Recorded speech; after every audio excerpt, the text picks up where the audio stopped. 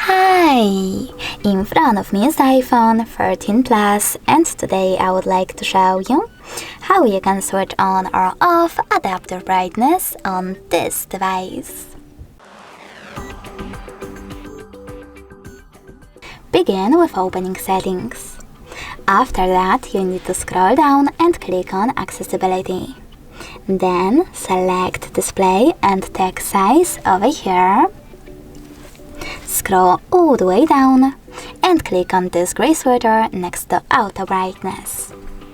After that, as you can see, adaptive brightness is on. If you wish to turn it off, you can always do that by clicking on the same, now green sweater. Thanks so much for watching. If you enjoyed this video, leave a like, comment, and definitely subscribe. Bye!